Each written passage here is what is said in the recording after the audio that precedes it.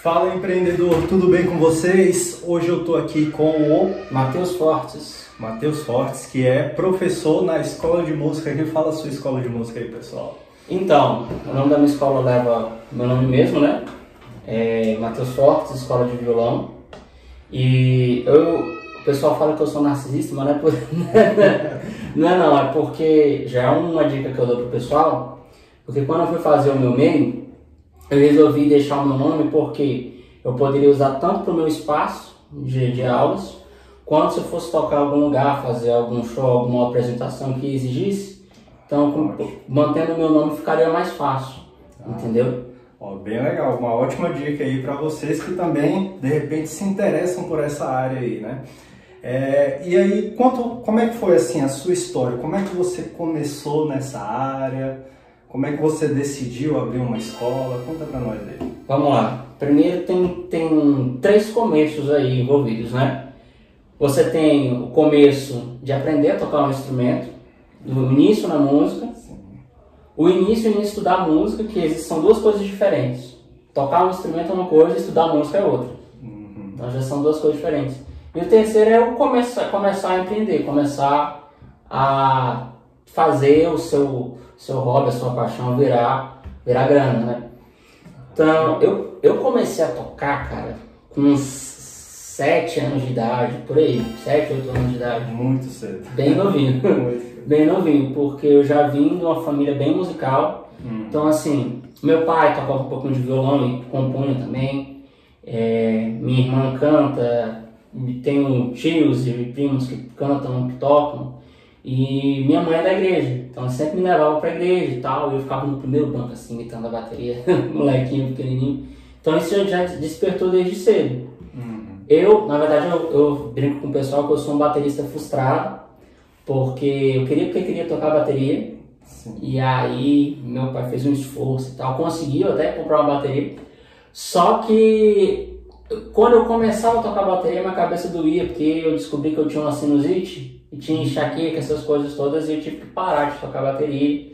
E eu fui para outro instrumento que tinha em casa, que era o violão. E ainda bem que eu tive a enxaqueca. Porque lá descobriu. eu me descobri, exatamente. Bacana.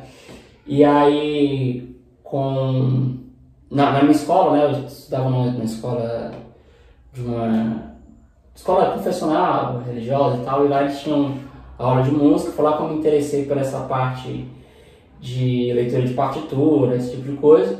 Com 12 anos eu entrei na Academia Maestro, com o professor Edson Arcanjo e com o Herman Barreto. Fiquei pouco tempo lá, né? Fiquei um ano e meio, mas foi um tempo que eu aprendi bastante. Minha família teve algumas dificuldades financeiras, então eu tive que parar. Mas quando eu parei foi um dos tempos que eu mais cresci, porque eu fui estudando muita coisa sozinho, né? Assim, livros, revistas. Naquela época o YouTube ainda estava começando, né? Então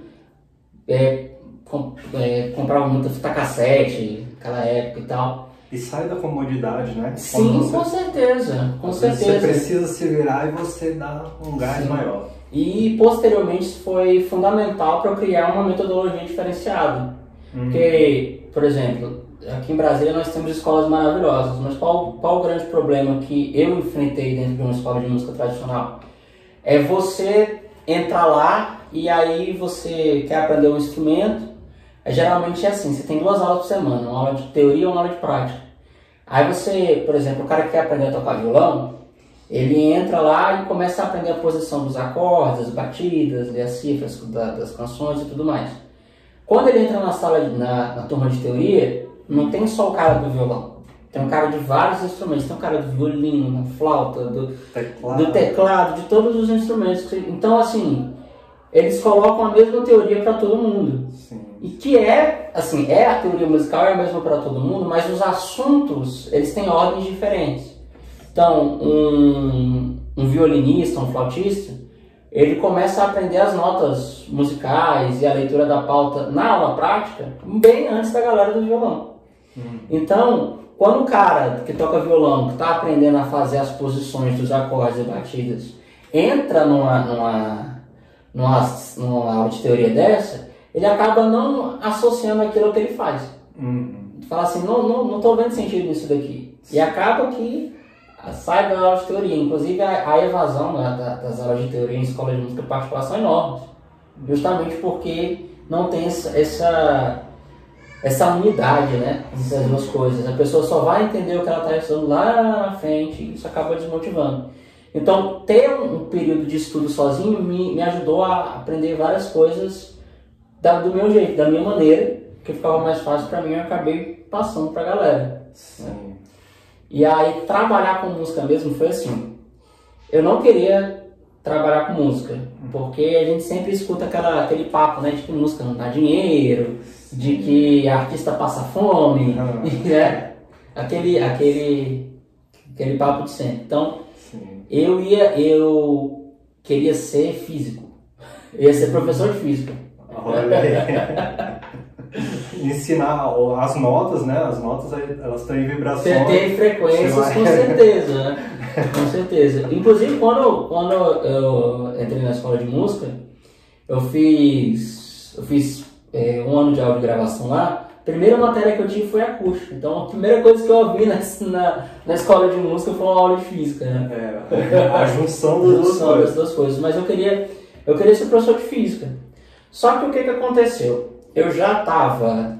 Mas você queria ou você pensou, é melhor ser professor de física? Você escolheu porque você achou que seria algo bom?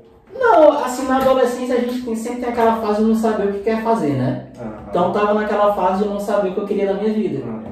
E aí, só que assim, eu já estava estudando no Clube do Show de Brasília, né? Na Escola Brasileira de Show do Rafael Rabelo, já frequentava a Escola de Música de Brasília, então acabava que nesse meio, fulano ligava pra mim, Matheus, vou fazer um cachê lá no bar do fulano, vou fazer um cachê lá no restaurante, churrascaria, no festa de aniversário. Eu acabei ganhando meu dinheirinho lá. E eu descobri que, tendo contato com a galera que trabalha mesmo com música, que vive de música, que paga as contas com música, que não é igual a galera pintava, entendeu? Sim. E que quando a gente está de fora, a gente acha que trabalhar com música é só você ir ficar tocando e cantando por aí. Não é. Existem várias outras áreas. Você pode ser arranjador, você pode ser professor, você pode trabalhar escrevendo material, entendeu? Você pode trabalhar compondo trilha sonora. Então, assim, tem uma gama de arranjo muito grande. Jingles também, né? Jingles, bem lembrado. Utilizado em comercial, propaganda. Sim, então, por exemplo, teve um tempo da minha vida que eu comecei a trabalhar com a parte de arranjo. Então, eu comprei alguns equipamentos bem rudimentares assim, mas já consegui, eu fiquei assim, maravilhado, porque num dia eu tinha conseguido tirar que eu tirava em um mês dando aula, entendeu? Acabou que, mesmo tendo esse lucro maior, eu continuei indo para a área da educação, que foi onde eu realmente me identifiquei. Que eu falo, não adianta você fazer uma coisa só porque é mais lucrativa e você não ser feliz, realizado com aquilo, né? Sim. Muita mais interessante, você tem contato com pessoas. Exatamente, né? E aí, o que aconteceu depois? Eu, já nesse final do ensino médio, já tendo os primeiros contatos trabalhando com música, eu falei, quer saber de uma coisa? Eu vou para faculdade de música. E eu comecei lá o meu processo da licenciatura lá no Claretiano, né? E lá eu tive contato com a Escola da Pedagogia Musical, né? Eu ouvi falar de nomes que eu não conhecia, né? Dalcroze, Kodali, Off, nomes que são bem importantes para a pedagogia musical. E eu falei assim, cara, é isso que eu quero fazer da minha vida. Então eu comecei a distribuir currículo em academias de música e comecei a trabalhar dando aulas. Só que eu fiquei bem chateado com o que acontece dentro das escolas de música, né? Primeiro porque a gente que estuda música de fato, a gente tem um instrumento principal. Sim. Só que por conta da teoria musical, a gente acaba que tem noções de outros instrumentos. Então, por exemplo, quem toca violão, que é a minha área, automaticamente aprende um pouco do contrabaixo, que são as 4 cordas mais graves do violão, são equivalentes às 4 cordas do contrabaixo. Só que não é só você saber tirar som, tem toda uma técnica de mão direita, de mão esquerda, que é próprio de cada instrumento. Sim. Por exemplo, eu que sou violonista, eu tenho as unhas grandes aqui na mão direita, no baixo isso já não é tão aconselhável. Atrapalha você fazer. Então, você tem que ter um instrumento à tua escola. Então, o que acontecia muito é o seguinte, eu cheguei numa escola lá que eu era contratado para dar aula de violão e de teoria. Aí o cara me ligava e falava assim, pô, tem um aluno aqui pra você tal dia, tal hora, você pode? Posso. Chegava lá, o cara me chamava de canto e falava assim, bicho, esse cara aqui é aluno de baixo, é aluno de guitarra. Eu falei, mas como assim, cara? Isso aqui não é meu instrumento. Não, mas eu sou básico e tal. E tá cheio de gente fazendo isso por aí. Sim. O que mais tem professor que dá aula de tudo e não dá aula de nada. Sim. Né? Enche a sala de tudo quanto é instrumento, mas não tem especificidade em nenhuma delas. Isso começou a me chatear muito, sabe? Sim. Porque eu comecei a ver muita enrolação e eu já... Uma vez, cara, isso aqui é interessante contar. Uma vez tinha uma menina que ela veio ter aula lá nessa academia que eu dava aula. E a menina ela tinha dificuldade com o ritmo, de fazer as posições e tal. E essa mesma menina estava matriculada na aula de teoria, né, coincidentemente se matriculou na mesma turma que eu dava aula. Chegando lá, cara, e por conta do currículo da escola, eu dava aula de leitura de nota em pauta, partitura, essas coisas. Chegando lá, a menina demonstrou uma facilidade em relação aos outros a ler partitura. Enquanto o pessoal estava lá, no primeiro compasso, ela já tinha lido a linha toda. Então eu falei, não, já que ela tem essa facilidade, vou trabalhar a partitura na aula prática. Comecei a trabalhar com pequenos solos e tal, e a menina começou a curtir, né? Tal, e deu certo, ela saiu feliz da aula, eu saí feliz. E o dono da escola veio me chamar de canto, pô, o que você está ensinando a menina a ler partitura? Né? Você não pode achar que aqui é uma escola do nível da escola de música, do clube de choro, não sei o quê. E acabou me vetando, entendeu? Você tenta ensinar uma música de verdade pra galera, eles não querem. Porque querem que o aluno fique mais tempo. Fique estagnado, e aí, quanto mais você vai aprendendo, mais ele fica dependente do professor. E eu acho que a música é um campo tão infinito que não tem necessidade disso. Sim, entendeu? Sim. Você nunca vai aprender tudo. Sim. Entendeu? Então não tem necessidade de você ficar segurando o conteúdo para aprender o aluno. Quem segura o conteúdo para aprender o aluno é porque não tem conteúdo suficiente. Sim, sim. E a gente tem que entender que alunos não são eternos. Sacou? Alunos não são eternos, então você tem que realmente formar bons alunos, porque isso é o teu nome que está sendo divulgado. E o aluno, se ele desmotivar, ele tranca também. Ele tranca, exatamente. Então não adianta. Não adianta você ficar com isso. Então essas coisas foram me deixando realmente injuriado, sabe? Não estou dizendo que não tem uma escola de música, tem escolas de músicas excelentes aqui. Sim. Mas a questão é que, assim, bairros mais periféricos, isso acontece aos montes, né? Isso acontece aos montes. Depois eu fui para uma escola de música de uma igreja, só que lá o foco mesmo era preparar o pessoal para tocar nos cultos. Então, depois que eu já formei a galera, eu falei assim, olha gente, acho que meu trabalho aqui já findou e tal. E foi aí que eu resolvi montar meu negócio, né? Escrever meus materiais, minhas apostilas, ter a minha própria metodologia, baseado naquilo que eu acreditava. Então, primeiro eu fui testar minha metodologia. Todo método tem que ser testado. Eu fui para uma ONG, dar aula de graça. E aí eu fui vendo o que dava certo, o que não dava certo.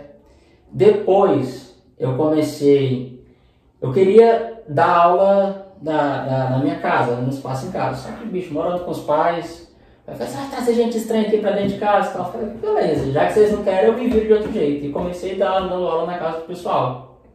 Só que na casa da pessoa, a pessoa tem outro tipo de postura. Entendeu? Então já era uma coisa que não me agradava muito. Então, assim, e os pais da gente vão vendo que a gente realmente está querendo aquilo, tá interessado, acabou que cede, né? Então, é uma coisa muito importante que a gente que é jovem empreendedor, principalmente a gente aqui em Brasília, a gente tem essa trava. Geralmente a família querendo ajudar, querendo melhor, acaba atrapalhando, né? Sim. Principalmente, empreender no Brasil já é difícil. Em Brasília, então, Ainda mais que aqui em Brasília, para quem é de outro estado aí, aqui a maioria é servidor público, né? Exatamente. Então todo mundo só pensa em ser servidor público. Você é criado, doutrinado desde pequeno a ser funcionário público.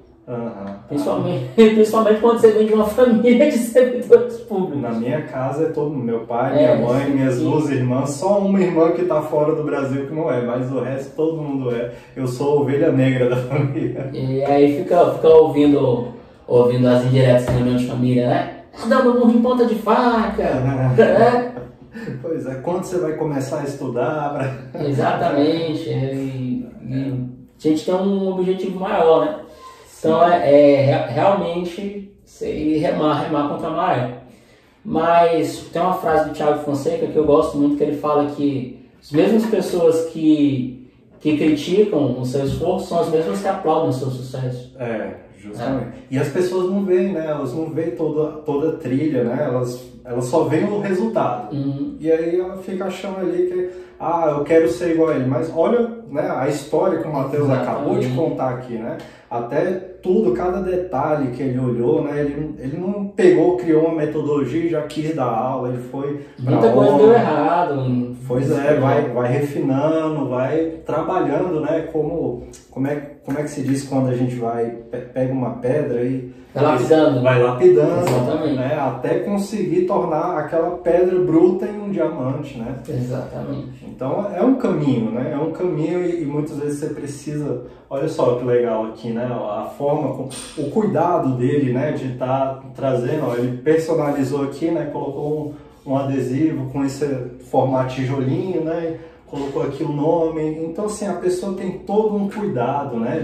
Não é só pegar um violão e sair pela rua. E uma coisa que eu falo aqui é que com certeza é uma escola de música, mas como você vê aqui, uma escola de música especializada em violão. Eu decidi ter um nicho e focar nesse nicho para eu me tornar referência nesse nicho. Sim. Entendeu? Porque assim, eu tendo esse foco, eu consigo trabalhar uma metodologia específica. Porque até naquela hora que você falou, né, geralmente as escolas, né, você tá dando aula ali e te chamam para ir por baixo, eu ia até comentar, mas aí acabou que não deu muito para falar, mas isso é uma coisa muito comum para quem quer empreender no Brasil, né? Você vê que a pessoa que vende hambúrguer, ela tá vendendo sanduíche, tá vendendo sorvete, tá vendendo tudo, né? Então assim, geralmente não tem muito foco. E até em outros países, né, como minha irmã, ela tá morando fora atualmente em Portugal, mas já morou na Suíça, ela já chegou a me contar que o marido dela trabalhava com uma construtora na Suíça, né, hoje em dia já não mais, e aí ele faz uma coisa, para botar o piso no chão é outra empresa, não é a mesma empresa, né? Então lá é tudo muito segmentado, todo mundo é muito focado e todo mundo é bom naquilo que faz, né? Todo mundo traz qualidade naquilo, né? Porque é focado, entendeu? E aqui no Brasil não, muitas vezes você tem que apresentar de tudo, né? E a pessoa dois lados. A clientela já está tão acostumada com isso que elas chegam em qualquer lugar e quer encontrar de tudo dentro daquela empresa. E do outro lado, a empresa que acha que tem que oferecer de tudo e não tem um foco, não tem, né? E às vezes acaba não entregando algo com excelência. E é um grande desafio que a gente tem, a falta de referencial da galera. Sim. Justamente porque o pessoal dá tiro para todo lado, a galera não sabe o que realmente é bom, o que de fato é bom, entendeu? Então, por exemplo, trazendo aqui para a área da música, é muito fácil a pessoa sentir o desejo de aprender, por exemplo, a guitarra, porque você tem vários nomes da guitarra, né? Agora, o violão, ele já é uma coisa assim que o pessoal começa a aprender mais para se acompanhar cantando.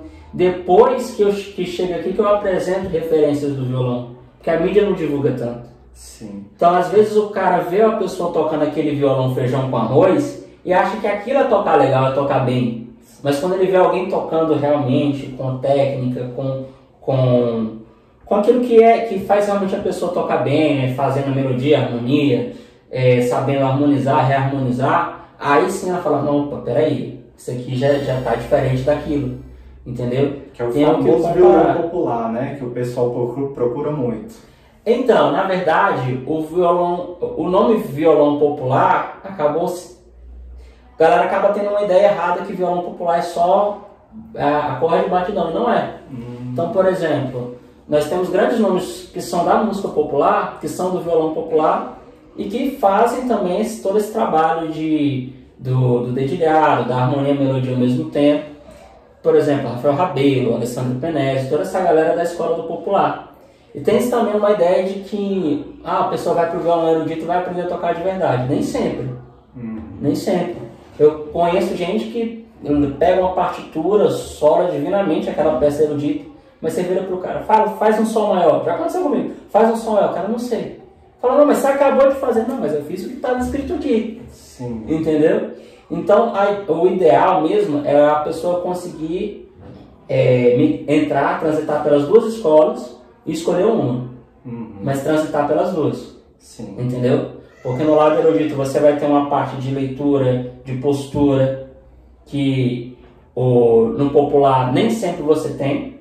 Mas no lado popular você vai ter um lado de improvisação, de reharmonização e de composição que no erudito não tem. São duas escolas com objetivo diferente. Sim. Então, na escola erudita, um violinista clássico, por exemplo, ele vai pegar uma obra do Paganini, ele vai tocar aquilo da maneira mais fiel possível. Esse é o objetivo. Na escola popular, não. Na escola popular, você vai pegar uma música e você vai tentar colocar a tua personalidade.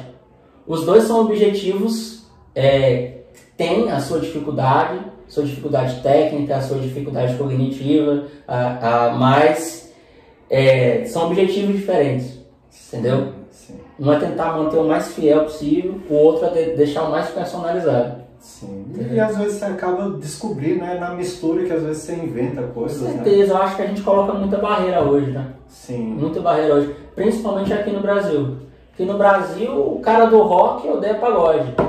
Lá fora, os roqueiros americanos, eles adoram o samba brasileiro. Então inclusive, um dos riffs mais famosos da história veio da música brasileira, né? Qual? O pam pam pam pam pam pam. Você conhece essa música? Essa música veio de uma bossa nova brasileira que é o Maria Moita, do Carlos Lira. Isso eu não sabia, não. Interessante, pesquisei aí depois. Não, bem legal. Boa curiosidade. E aí, cara, por conta dessa metodologia também, eu consegui, por exemplo, preparar os meus materiais, por exemplo, isso aqui é um material infantil. Você vê que eu já faço ele, todo personalizado, com desenho. Os desenhos, foi você que fez? Foi. Ah, legal. Foi. Então você também já tem um outro lado aí de um hobbyzinho. Que eu fazia, sabe o que eu fazia de hobby? Eu fazia desenho animado, bota fé? Eu estudava animação e essas coisas assim. Então me deu uma pequena noção de desenho. Você vê como desenho muito bem assim, mas dá pra fazer uma coisa legal, personalizada, interessante, porque ao mesmo tempo que a gente tem que ter uma especialidade, um foco em alguma coisa, aquilo que a gente aprende durante a vida, a gente também tem que procurar usar ao nosso favor. Sim. Como diria o meu avô, o homem deve aprender de tudo e usar o que for necessário. Legal, ótima frase. Então, assim, isso me ajudou bastante, sabe? Você saber mexer um pouco com essa parte visual, entendeu? Entender a própria ideia do trabalho no YouTube, de ter que fazer as thumbnails, as miniaturas e tal, já entendi, poxa, peraí, isso aqui chama atenção, isso aqui chama mais atenção do que aquilo, entendeu? Então o cliente chega, vê um pôster, um banner, daquele jeito, aquilo já chama mais atenção. Eu comecei a ver semelhanças das thumbnails, das miniaturas que a gente usa no YouTube, em escolas de inglês, né, em academias, porque não é só você ter referência da tua área, você tem que ter referência também da tua atuação. Então, não tem que ter referência só na música, tem que ter referência de outras escolas, outras academias, como é que eles estão fazendo. Sim, e isso aí você tocou agora no YouTube aqui, né? Eu até queria falar a respeito disso. Você também tem o seu canal, né? Tem o meu canal aí. Traz conteúdo ali online. Como é que é? E o que você traz lá? Então, eu tenho meu canal hoje, meu canal principal, ele tá mais focado mesmo em divulgar o meu trabalho dando aula, né? Que é o canal da escola. Que é o canal da escola, chama Matheus Fortes Escola de Violão. E uma coisa que me chamou a atenção é que a maioria das pessoas, né, que consultam meu canal são pessoas que se interessam por alguns conteúdos mais avançados.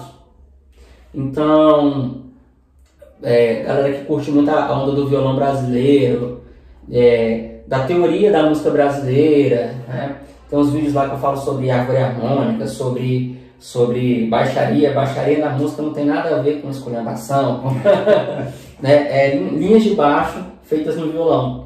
Eu vi aquilo ali, eu achei que fosse um método para chamar a atenção, mas existe. Não, existe. Oh. Inclusive, uma das disciplinas aqui na escola de violão é baixaria. Baixaria 1 e baixaria 2. Legal.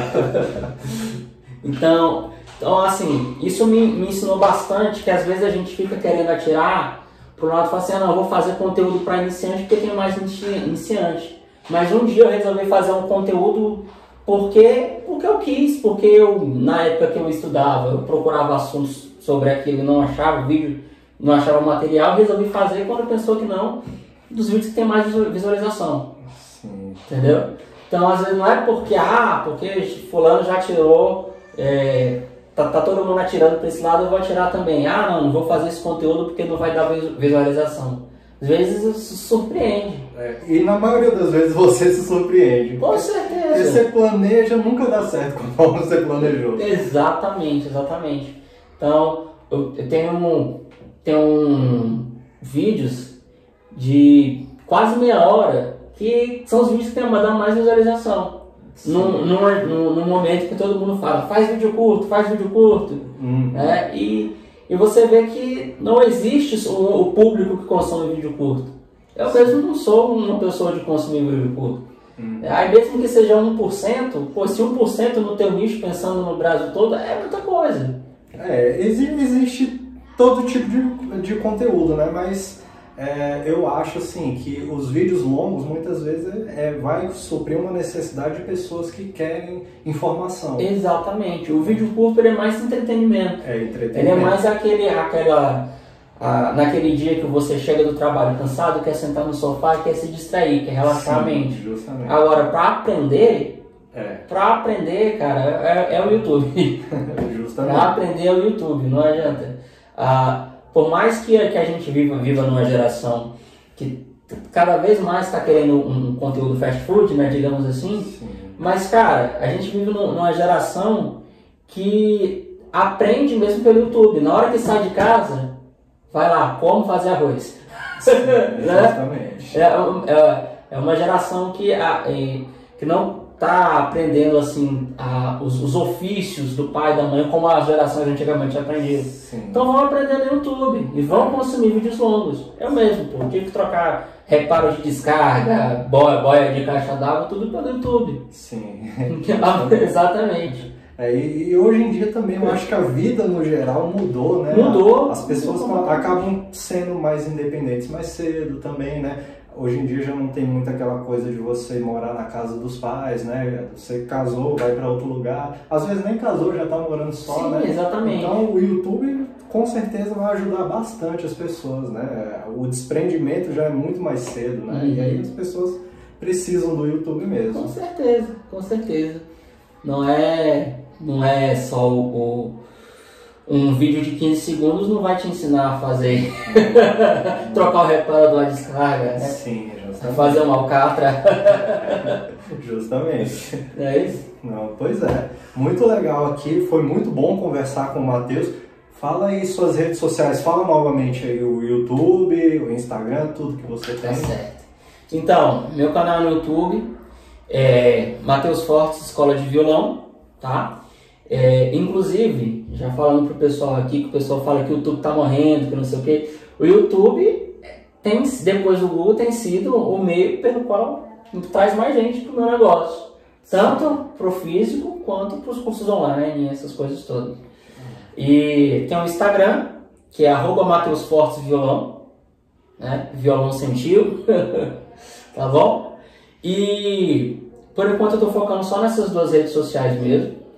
E pesquisa aí no Google também, né? Você que é do Distrito Federal, Matheus Costa, Escola de Violão, vai chegar aqui a nossa localização, vai conhecer os cursos, todo o trabalho oferecido. E é isso daí. E para quem é de fora também pode acompanhar o seu canal e aprender muitas coisas, né? Tem os cursos online também. Curso online aí.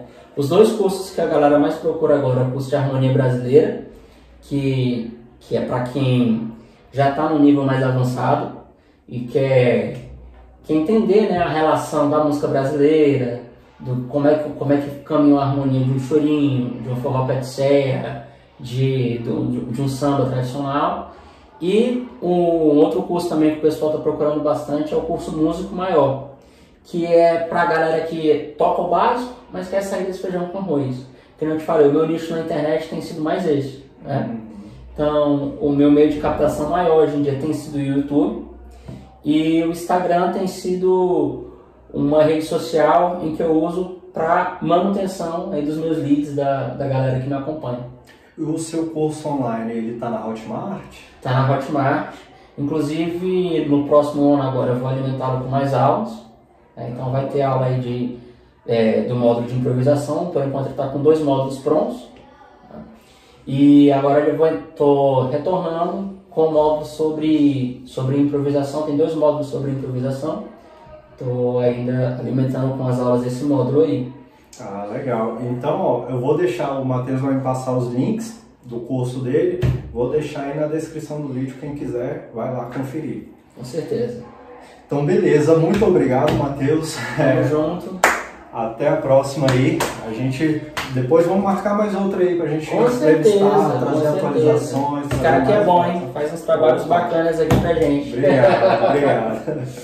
Então é isso aí, galera. Muito obrigado, até mais. E não se esquece, como eu sempre digo, só cresce quem aparece.